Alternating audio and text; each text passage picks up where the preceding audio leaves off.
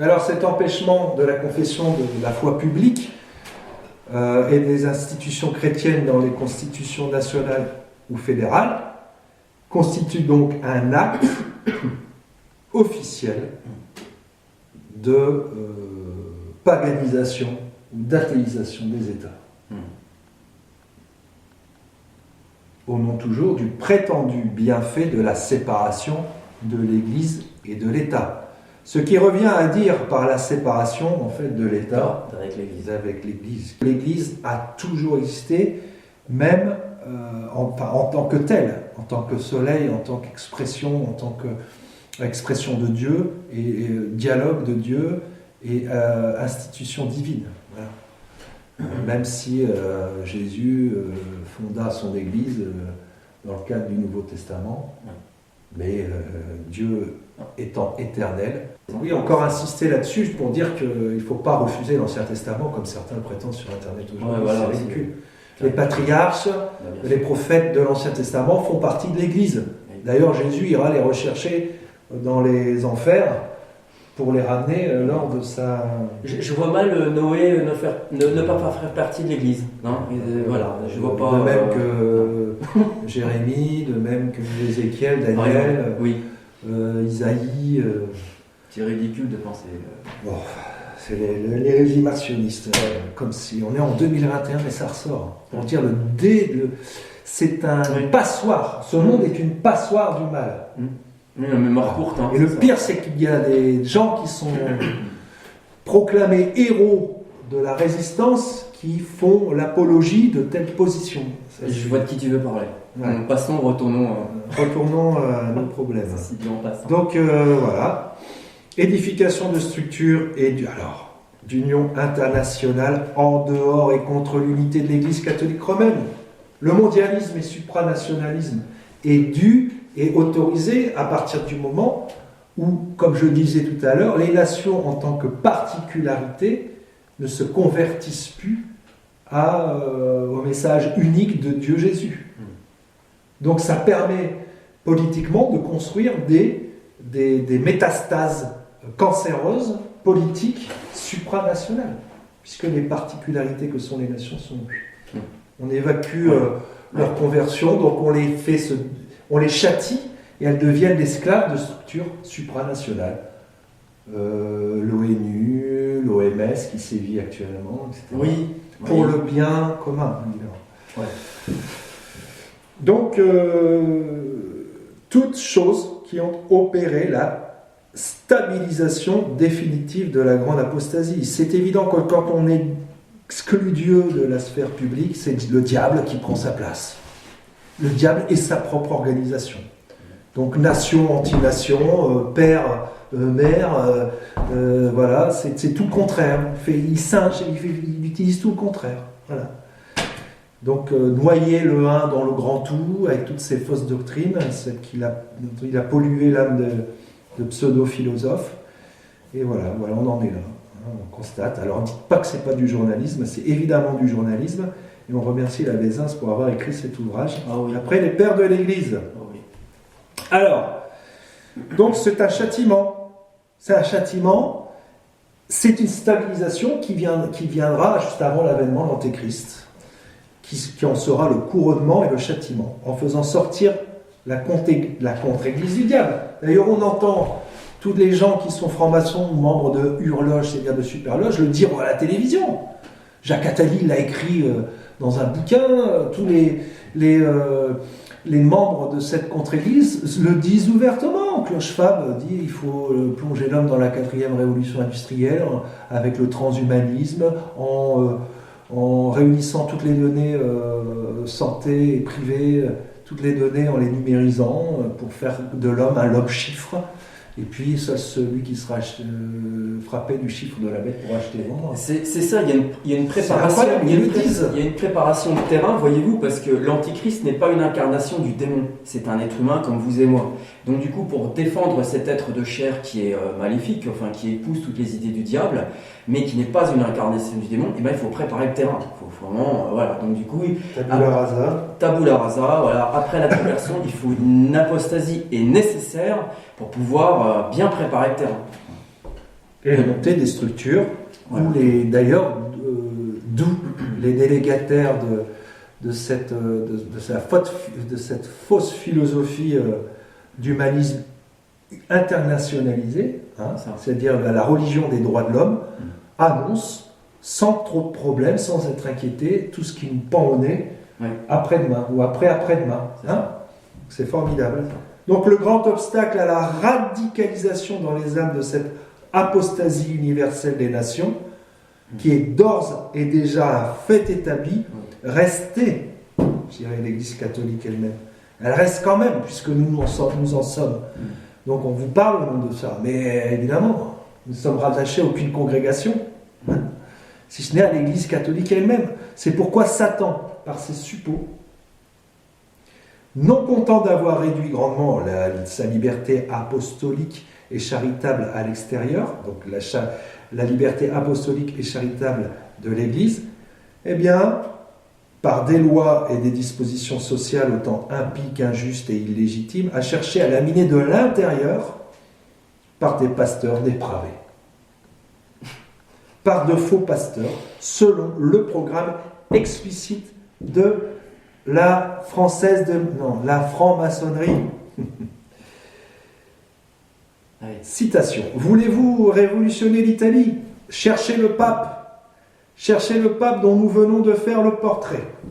Alors, que le clergé marche sous notre étendard en croyant toujours marcher sous la bannière des clés apostoliques. J'ai perdu mensonge encore. Tendez vos filets, tendez-les au fond des sacristies, des séminaires, des couvents. Et si vous ne précipitez rien, nous vous promettons une pêche miraculeuse.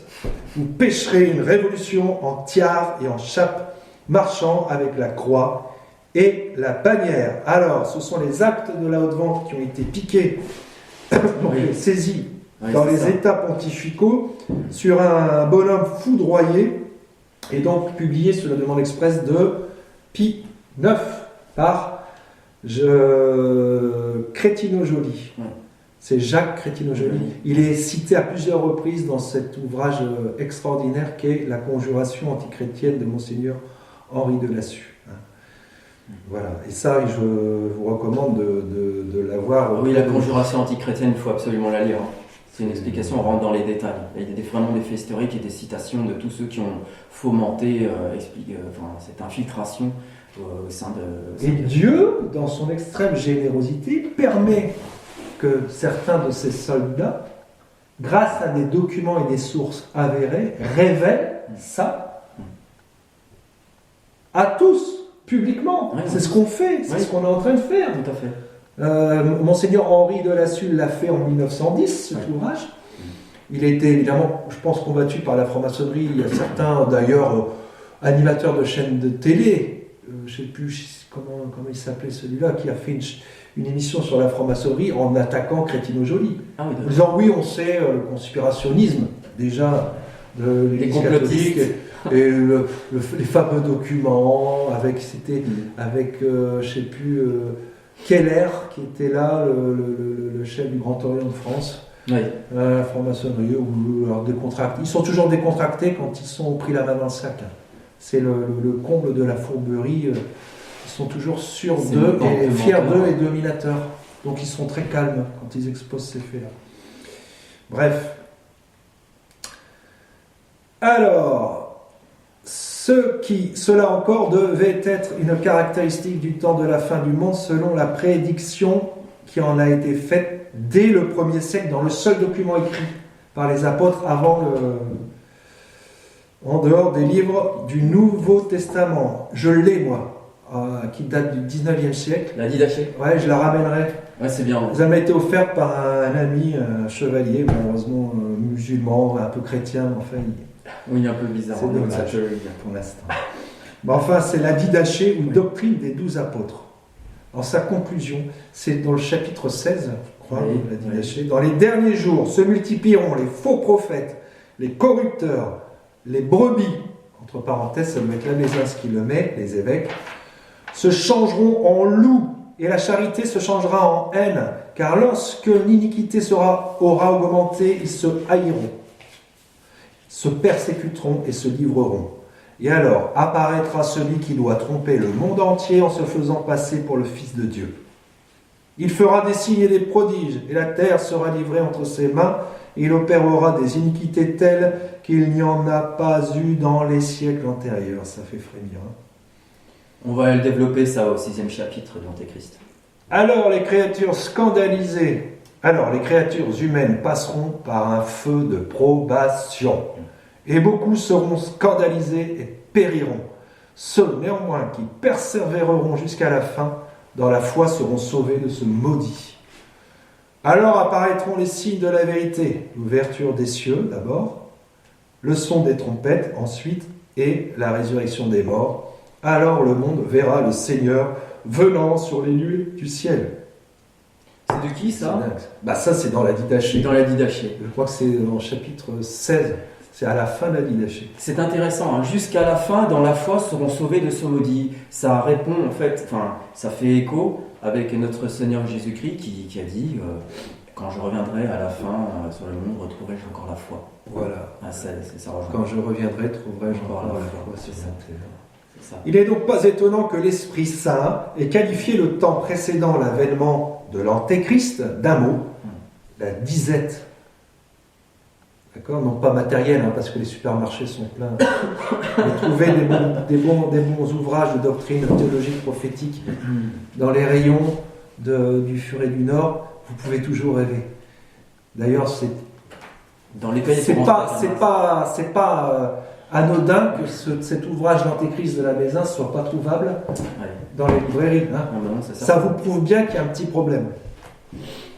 Ça prouve vraiment le mal. Et puis la bonasserie de nos concitoyens qui mangent à tous les râteliers. Disette, alors, elle est spirituelle forcément. Oui, il s'agit de cette disette-là. Voilà que les jours viennent, dit le Seigneur, et j'enverrai la faim sur la terre, non la faim du pain, ni la soif de l'eau, mais d'entendre la parole du Seigneur. Ce que le Saint-Esprit fait appliquer par le bienheureux Job, dans le langage mystique, à la période pré-antéchristique, et la disette précédera sa face. En raison d'une terrible disposition cachée de la Providence, avant que ce Léviathan, le diable, apparaisse au travers de cet homme damné, l'Antéchrist, qui l'animera, l'Église sera privée des signes de vertu. En effet, la prophétie n'apparaîtra plus.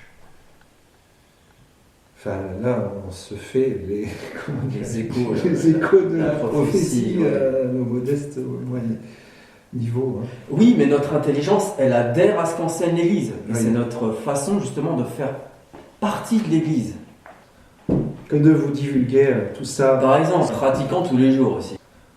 La prophétie n'apparaîtra plus. La grâce des guérisons sera ôtée. La vertu d'abstinence sera réduite à presque rien avec empressement. Qui fait carême aujourd'hui ça serait intéressant. Quel type de carême ? Qui s'abstient le vendredi de manger de viande ? Par exemple. Un petit exemple de rien du tout. La prédication de la doctrine ne se fera plus entendre. Le phénomène des miracles aura disparu. Cependant, la disposition surnaturelle ne permettra pas que tout ceci soit totalement supprimé, mais cela n'apparaîtra plus aussi ouvertement et abondamment que dans les époques antérieures. Bon. Voilà, l'Église donc apparaîtra abattue, la récompense des bons croîtra d'autant plus qu'ils la vénéreront par espérance. Par espérance, ça veut pas dire que l'Église est allée au coin de la rue, dans n'importe quelle chapelle ou congrégation, bien sûr. Envers les choses célestes, et non en raison de la visibilité des signes. Et non en raison de la visibilité des signes. Les gens qui font la consommation de sacrements chez les schismatiques sont à côté de la plaque. C'est clair. Oui.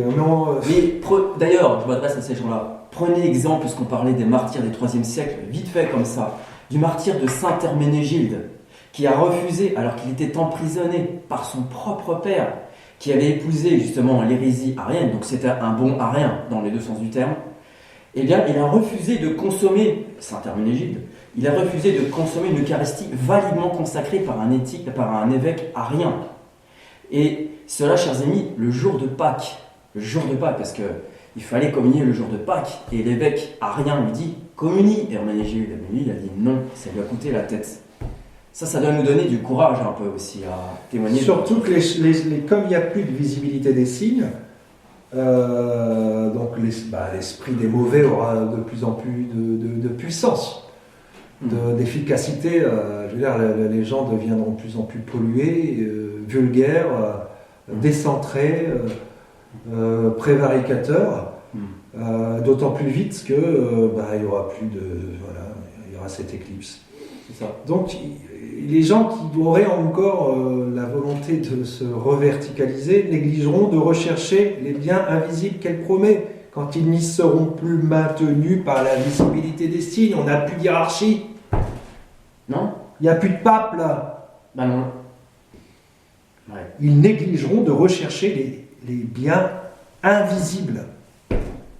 Comme disait la Bézins dans une vidéo, qu'un schismatique de la fraternité Saint-Pédis qui dit que le pape est l'antéchrist. Mais on ne peut pas être pape et antéchrist. Alors, il y aura la privation des signes visibles. Oui. Au moment de dans ce passage entre le second et le troisième signe, donc la grande apostasie et l'avènement de l'antéchrist. C'est-à-dire que, au lieu de rechercher les biens invisibles, les gens vont tomber dans un piège qui sera de continuer à chercher les consolations de Dieu, mais de ne plus chercher prioritairement le Dieu des consolations, pas la charité de la vérité. Ouais. Cette charité de la vérité qui est un élément, un ancrage essentiel que nous devrions, en tant que catholiques, maintenir en permanence aujourd'hui, dans la plus grande stabilité et la plus grande fermeté. C'est ça qu'il faut se rappeler du précepte ignatien qui n'est de ne pas s'accrocher aux moyens, mais au but final, c'est-à-dire Dieu en priorité. Oui, c'est intéressant de le signaler, puisque à la fin, on dit, donc comme principe, à la retraite de Saint Ignace, on dit que Dieu a créé l'homme pour l'honorer, le louer. C'est ça. Et c'est ça honorer Dieu et par là même sauver son âme. Mais c'est d'abord honorer, louer, aimer Dieu. C'est ça. Et c'est ça qui sauve votre âme. Oui. C'est pas assister au sacrement pour sauver son âme. Non, certainement pas, encore plus chez les schismatiques, puisqu'aujourd'hui, a fortiori, par déduction... Non, quand on fera de la théologie dogmatique, on va aborder... On vous l'exposera. Tout à fait. Ainsi donc, tandis que les fidèles se trouveront en état d'infériorité, en raison de la disparition quasi complète du caractère manifeste et multiple des signes, par l'épreuve de cette terrible disposition cachée, s'accumuleront d'autant plus la miséricorde en faveur des bons et la juste colère à l'encontre des mauvais. Aussi, puisqu'avant que ce Léviathan vienne de façon visible et manifeste, les signes de vertu cesseront en majeure partie dans la Sainte Église. C'est-à-dire que plus le temps va arriver à l'avènement de l'Antéchrist, plus les signes visibles vont disparaître. Les signes de vertu cesseront dans la Sainte Église. C'est fort justement qu'il est dit ici, la disette précédera sa face. Terme fort, s'il en est. Auparavant, en effet, les richesses des miracles seront ôtées aux fidèles. Plus de miracles. Et alors cet antique ennemi se manifestera contre eux par des prodiges publics. Est-ce qu'on peut éventuellement penser aux démonstrations technologiques médiatisées sur Internet ou à la télévision, tous ces réunions en hologramme, toutes ces choses un peu très cinématographiques, incroyablement séduisantes pour l'imagination.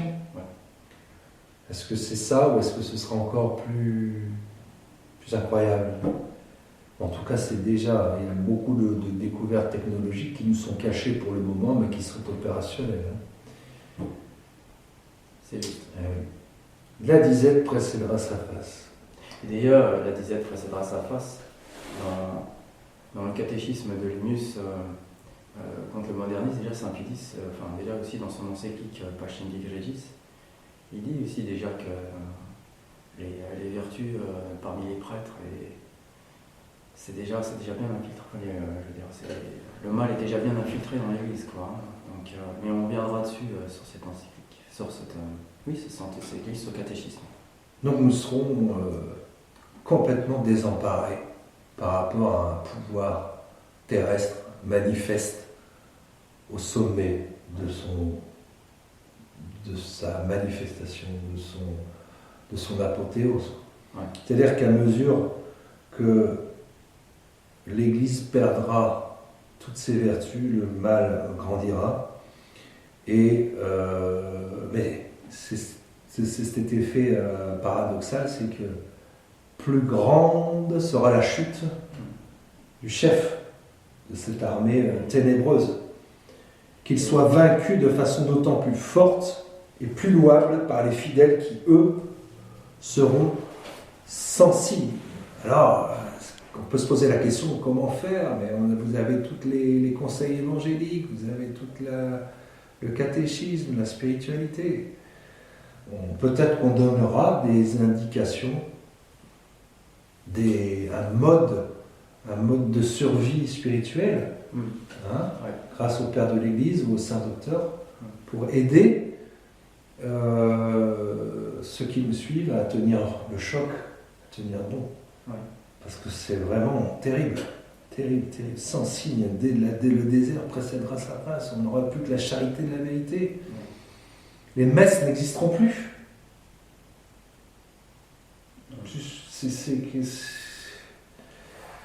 Mais comme le bon Dieu a donné des grâces à Moïse et à Noé, il nous donnera des grâces. Voilà. Pourvu que nous ayons la charité de la vérité, que nous confessions la foi catholique. Alors, toutefois, dans leur combat contre lui, les fidèles ne seront pas tout à fait destitués de signes. Bon, le signe de Jonas, c'est évidemment le linceul de Turin, qui était étudié, notamment M. Lubinski, qui était directeur du Symposium de Rome en 1992 ou 1993, avec un cortège de scientifiques, a démontré que c'était un authentique linceul et qu'il s'agissait d'un miracle absolument unique. Mais bon. Linceul devant lequel François Bergoglio ne s'agenouille pas, ne vénère pas. Sans surprise. Sans surprise. Mais par rapport à la multiplicité des siens, les nôtres apparaîtront comme insignifiants et inexistants. Eux, dont la vertu sera assurément plus forte que tous les signes, mépriseront par leur constance intérieure toutes les choses surprenantes qu'ils le verront faire. C'est pourquoi cet ennemi perfide montrera une fureur d'autant plus grande à leur rencontre qu'il sera davantage dépité de se voir méprisé malgré ces éclatants prodiges.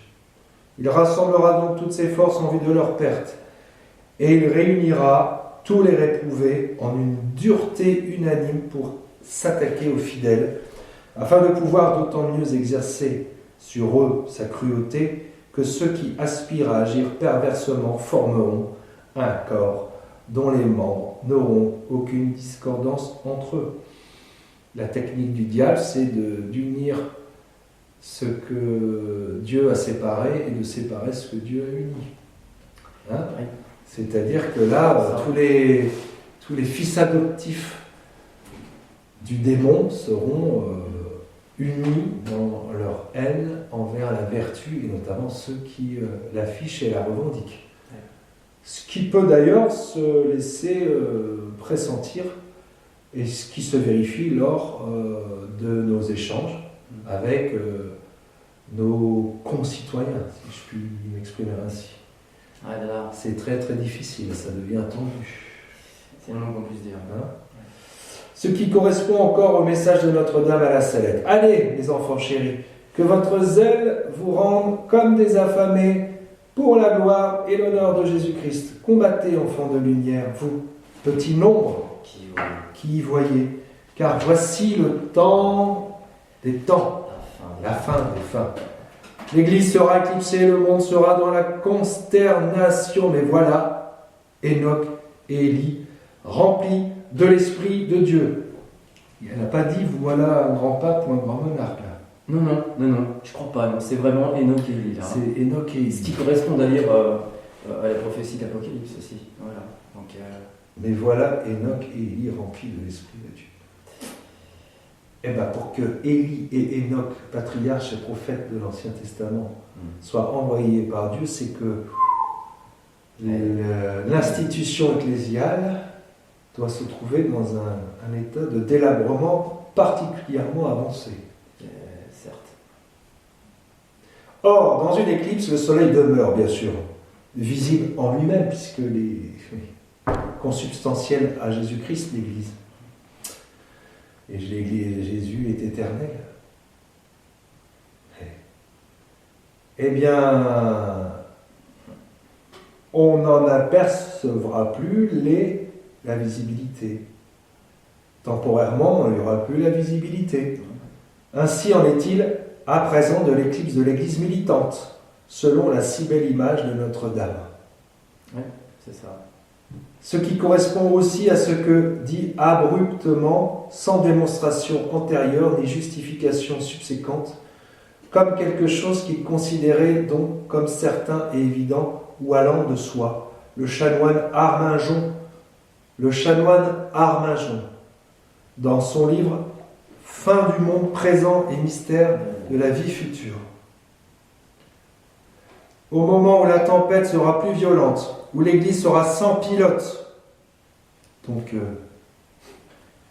faut-il le signaler, sans pape, où le sacrifice non sanglant aura cessé en tout lieu, où tout semblera humainement désespéré, on verra, dit Saint Jean, surgir deux témoins. L'un est Enoch, trisaïeul de Noé, où il est grand, le règne du Sacré-Cœur de l'Église, après le deuxième signe, après la grande apostasie, il est bon. Toujours, il n'en parle pas non plus, lui. Non. C'est marrant. Non. Voilà, oui. Non, mais tu fais référence à Oldother, alors. Non, c'est plié. C'est plié, ça, Oldother. C'était déjà réglé. Puis Mélanie et Maximas, c'est réglé aussi. Oui. L'un est Enoch, trisaïeul de Noé, l'ancêtre en ligne directe de tout le genre humain. L'autre est Élie. Voilà. L'Église sera sans pilote. Affirmation qu'il ne pense donc même pas justifiée, mais que l'on peut comprendre fort logique et pertinente si l'on songe que le rôle passé des prophètes, parler avec autorité au nom de Dieu, a été confié dans le Nouveau Testament aux papes et aux évêques. Voilà, c'est clair. D'où le fait qu'il n'y ait plus eu dès lors de prophètes. Si donc Dieu envoie alors de prophètes pour parler avec autorité en son nom contre l'Antéchrist, cela donne effectivement bien à entendre qu'il n'y aura plus alors d'évêques fidèles. Et surtout de papes pour le faire.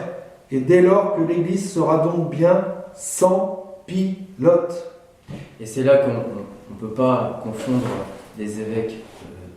On dit oui, il y a des évêques, mais des évêques valides. Oui, mais pour qu'un sacrement qui plaise à Dieu, qu'il soit vraiment, où il y a des grâces attachées, qu'il soit prolifique, qu'il porte des fruits, parce que ce qui ne porte pas de fruits est jeté au feu.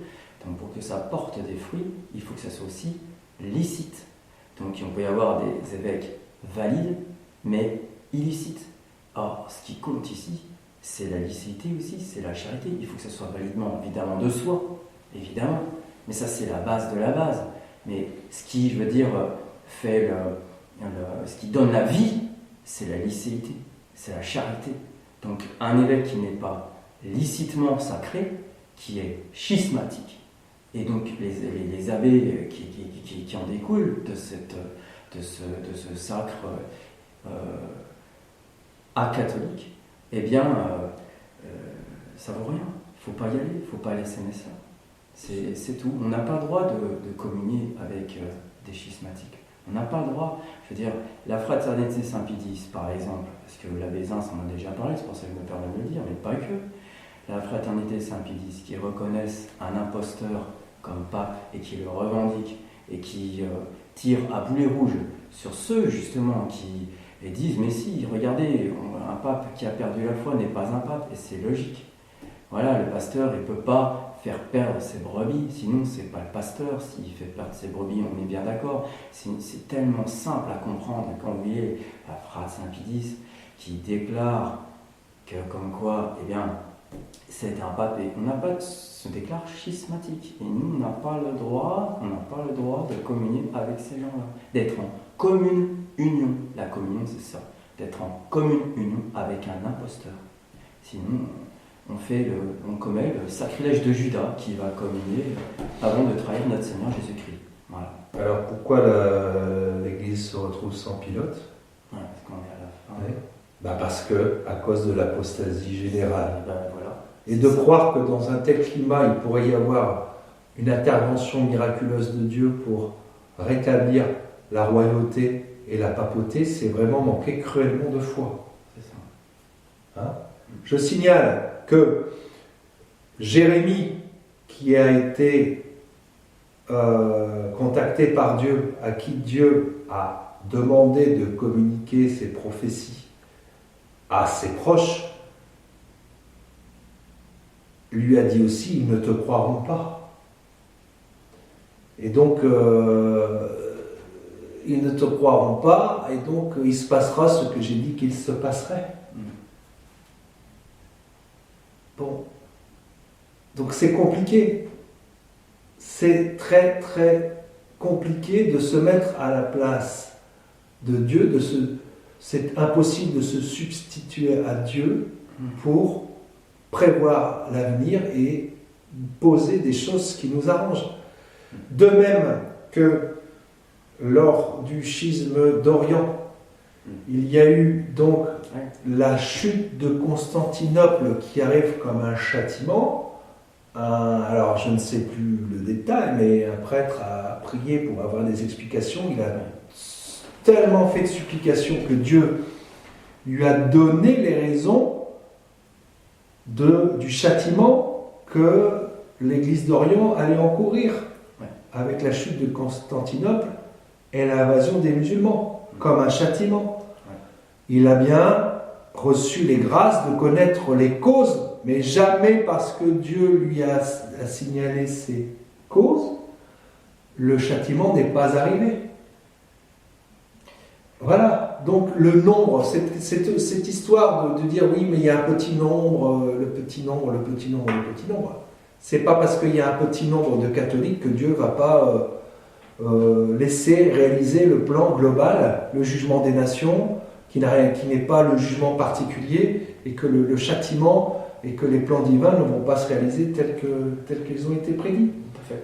De faire croire que c'est parce qu'il y a un petit nombre de personnes qui croient qu'il y a un retour du pape, d'un grand pape et d'un grand monarque, le fait de prier pour le retour d'un grand pape et d'un grand monarque, pour eux ça vaudrait exécution immédiate comme en droit d'un décret divin, en disant bon ok, eux, les 5 là ils ont prié pour le retour d'un grand pape et d'un grand monarque, on va leur envoyer, alors qu'il n'y a plus un catholique en France, il n'y a que 13 millions de musulmans. C'est vrai. On n'a jamais vu ça. Ils oublient que quand les Francs se sont convertis, il y avait les Gallo-Romains qui étaient chrétiens, et que c'était parce il y a un peuple de chrétiens qui s'est réuni pour que l'évêque Saint-Rémy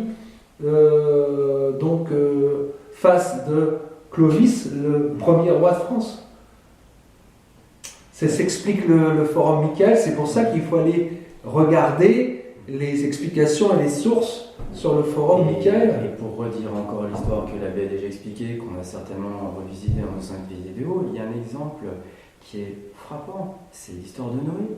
Ils ont été 8 8 sur une population mondiale nombreuse à être sauvée. Et Dieu a laissé quand même du temps, encore une semaine avant l'inondation, avant les pluies, pendant 40 jours. Il y a eu un temps de miséricorde pour que les gens puissent se convertir, alors que l'arche était quasiment finie, elle était finie d'être construite, 6 jours avant. J'ose imaginer, en tout cas pour ces 8 sauvés. Donc Dieu, le nombre, je veux dire, ça lui passe au-dessus. Il a des décrets, et à un moment donné, il donne une date butoir, et il faut monter dans l'arche, tout simplement. Et c'est pas en faisant la religion humaine comme tu l'as soulevé, c'est pas en faisant notre religion humaine, attachée aux moyens de sacrement, pourvu qu'on désobéisse à Dieu, parce qu'on désobéit à Dieu en allant chez les schismatiques, parce qu'il n'y a pas que la fraternité Saint-Pédis, mais il y a aussi tous ces clignés garado-tucistes, mais on reviendra encore là-dessus, sur ce sujet-là plus tard. Surtout qu'il n'y a aucune citation dans les pères de l'Église qui ont l'autorité de commenter l'Écriture sainte, c'est ça, d'expliquer les prophéties, oui, de les commenter. C'est ça. Il n'y a aucune trace du retour d'un grand roi de France, alors de France pour le fantasme absolu, d'un grand roi et d'un grand pape. Voilà. Oui, c'est ça. Alors qu'est-ce que... Voilà. Alors c'est condamné par le magistère de l'Église que de contredire ça. C'est Enoch et Élie, je parlais de l'Apocalypse tout à l'heure, mais c'est Enoch et Élie qui vont revenir, pas le pape et le grand monarque. Voilà. En raison de l'apostasie générale, conformément à la révélation faite au prophète Daniel, quand vous verrez l'abomination de la désolation dans le lieu saint. C'est ça. Et on y est, la désolation. Enfin, en l'occurrence, c'est quand sera accomplie la dispersion de la main du peuple saint, cela sera consommé. En cette apostasie, l'écrasante majorité étant devenue apostate, c'est ce qu'on... Il en sera encore de même qu'au temps de Noé. Les hommes d'alors, au lieu de s'inquiéter de voir l'erreur, le mal et le vice universellement répandus, se rassuraient, imparfait, se rassurer au contraire du fait même de cette universalité. C'est bien. Plus il y a plus il y a d'apostats, mieux c'est. Plus il y en a, plus il y en aura. Et on se rassure comme ça. Voilà. De même que les hommes de notre époque se moquent des vieux papes et considèrent les derniers catholiques, dont ils méprisent le si petit nombre, comme des enfants bien naïfs, pour croire encore à l'âge de la fusée, de l'électricité et de l'atome, de la télé, de l'informatique, des satellites et des téléx, maintenant des emails, parce que ça a été écrit en 1990, oui, c'est ça. Je le rappelle. Oui.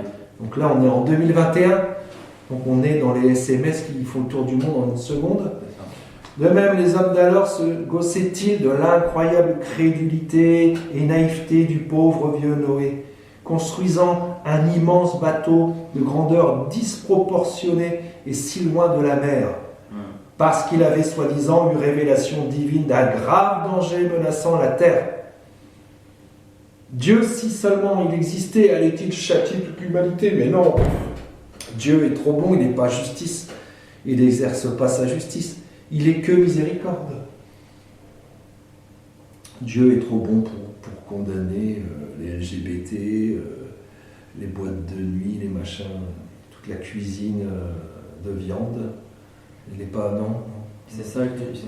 Amusez-vous, allez boire des pots avec les vaccins pendant les vacances, ça va bien se passer. Il y a des choses qui sont inexcusables selon certaines époques, si vous voulez, pour être au courant des choses et pour ne pas voir les choses telles qu'elles sont, messieurs, dames, les auditeurs.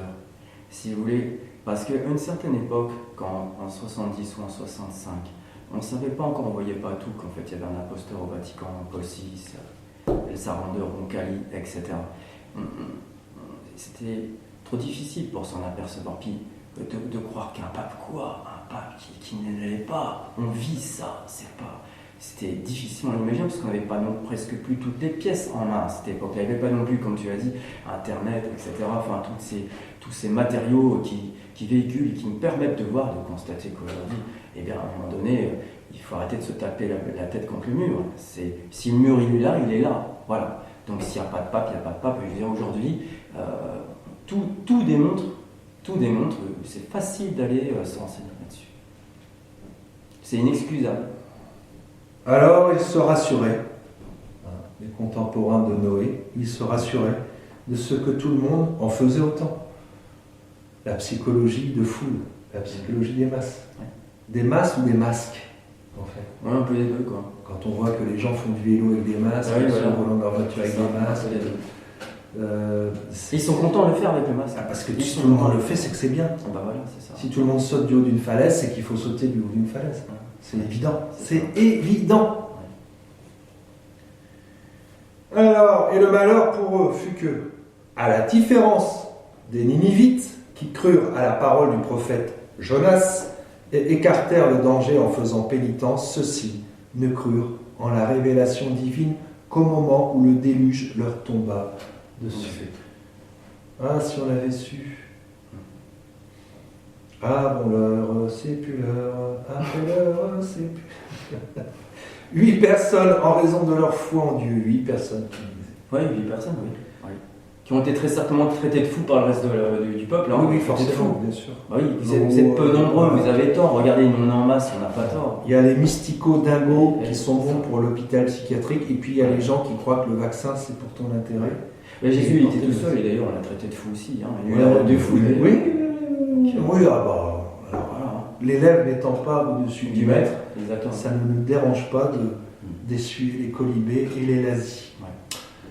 Alors, Dieu se rit, Dieu se rit, alors on a le droit de rire un petit peu aussi avec lui, en effet, de la majorité républicaine révolutionnaire. Or, quel est le propre de la grande apostasie générale, si ce n'est que l'écrasante majorité n'a plus foi en Dieu et en ses prophéties? C'est évidemment c'est SES, ces prophéties, c'est les prophéties de Dieu, c'est pas les prophéties des prophètes, contrairement à ce que les modernistes pensent, qui disent qu'il invente Dieu en permanence et que c'est une question de contexte. C'est ça. Et ceux aussi qui croient au retour du grand monarque, ce sont les prophéties de Dieu là dont il s'agit. Pas les prophéties du grand monarque et du grand roi. Enfin, du pape. D'accord ? On s'adresse aussi à eux, à ceux qui croient au retour du grand monarque et au pape. Voilà. Il s'agit ici des prophéties de Dieu, continuant en Daniel dans l'Apocalypse, commentées par les pères de l'Église. C'est pas les prophéties d'un Althusser dont la chair et son prophète. De Ginette, de je sais plus quoi. C'est ça. C'est quand même incroyable. C'est hérétique. C'est ça. Vous savez, c'est désobéir au magistère de l'Église.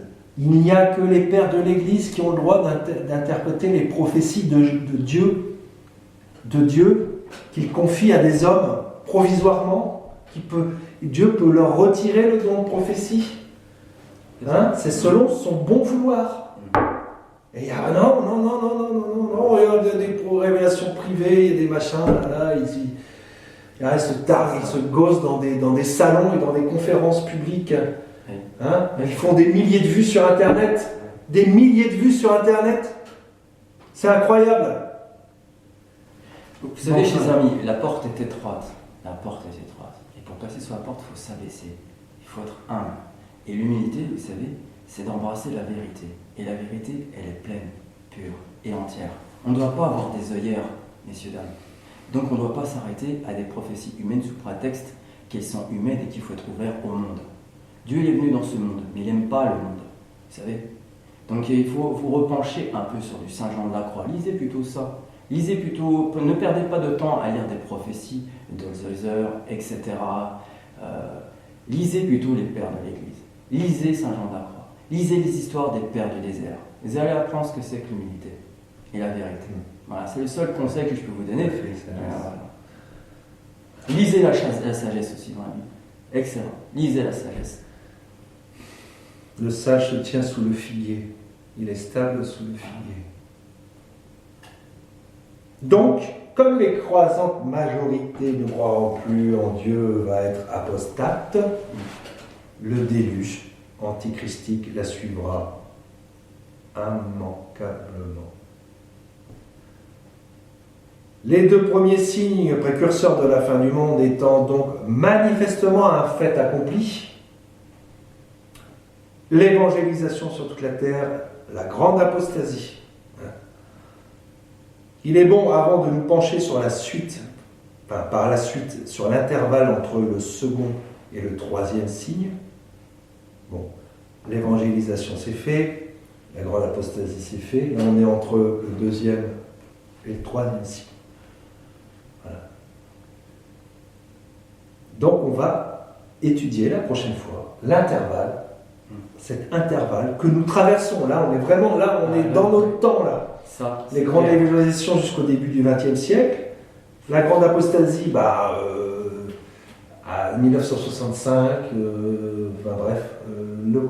la secte conciliaire, les pays d'Amérique latine qui ont inscrit dans leur constitution que la seule religion d'État c'était le catholicisme et qui ont fait le contraire, donc en violation totale de leur ex-confession de foi publique, en reniement total. Donc ça c'est fait. Maintenant, nous on est là actuellement entre le second et le troisième signe. Nous sommes dans une période caractérisée par un confinement, un vaccin, un passeport sanitaire provisoire mais qui va devenir certainement obligatoire, une surveillance numérique globale, une pandémie, dirais-je, qui suit son cours, sans annonce de la fin, mais avec toujours des petits messages rassurants pour annoncer que effectivement, le confinement devrait se passer sous les meilleurs augures. On voit très bien que là, on est dans cette période très caractéristique.